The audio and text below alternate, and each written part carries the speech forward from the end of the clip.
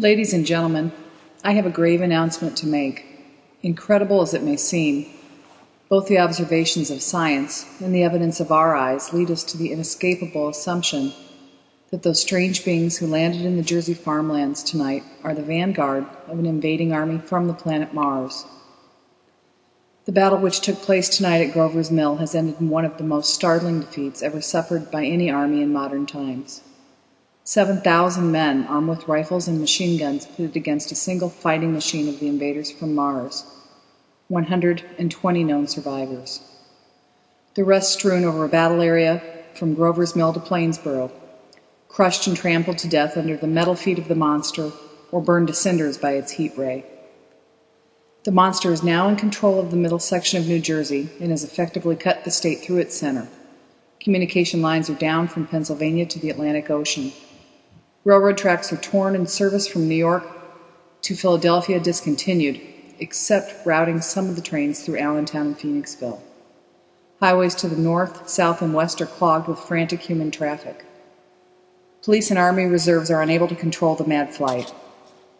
By morning, the fugitives will have swelled Philadelphia, Camden, and Trenton, it is estimated, to twice the normal population.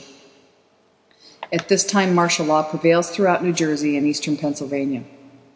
We take you now to Washington for a special broadcast on the national emergency. Now to the Secretary of the Interior. Citizens of the nation, I shall not try to conceal the gravity of the situation that confronts this country, nor the concern of your government in protecting the lives and property of its people. However, I wish to impress upon you, private citizens and public officials, all of you, the urgent need of calm and resourceful action. Fortunately, this formidable enemy is still confined to a conservatively small area, and we may place our faith in the military forces to keep them there. In the meantime, placing our faith in God, we must continue the performance of our duties, each and every one of us, so that we may confront this destructive adversary with a nation united, courageous, and consecrated to the preservation of human supremacy on this earth. I thank you. You have just heard the Secretary of the Interior speaking from Washington. Bulletins too numerous to read are piling up in the studio here. We are informed the central portion of New Jersey is blacked out from radio communication due to the effect of the heat ray upon power lines and electrical equipment. Here is a special bulletin from New York. Cables received from English, French, German scientific bodies are offering assistance. Astronomers report continued gas outbursts at regular intervals on the planet Mars. Majority voice opinion that enemy will be reinforced by additional rocket machines. There have been several attempts to locate Professor Pearson of Princeton, who has observed Martians at close range. It is feared he was lost in a recent battle.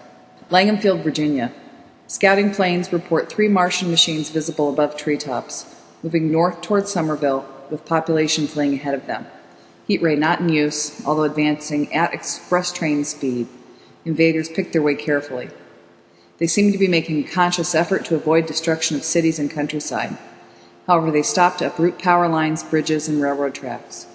Their apparent objective is to crush resistance, paralyze communication, and disorganize human society.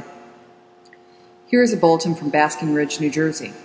Coon hunters have stumbled on a second cylinder similar to the first embedded in the Great Swamp 20 miles south of Morristown. Army field pieces are proceeding from New York to blow up the second invading unit before the cylinder can be opened and the fighting machine rigged. They are taking up position in the foothills of Watchung Mountains. Another bulletin from Langham Field, Virginia. Scouting planes report enemy machines, now 3 in number, increasing speed northward, kicking over houses and trees in their evident haste to form a conjunction with their allies south of Morristown. Machines also sighted by a telephone operator east of Middlesex, within 10 miles of Plainfield. Here's a bulletin from Winstonfield, Long Island. Fleet of Army bombers carrying heavy explosives flying north in pursuit of enemy. Scouting planes act as guides. They keep the speeding enemy in sight. Just a moment, please. Ladies and gentlemen, we've run special wires to the artillery line in adjacent villages to give you direct reports in the zone of the advancing enemy. First, we take you to the battery of the 22nd Field Artillery, located in the Watchung Mountains.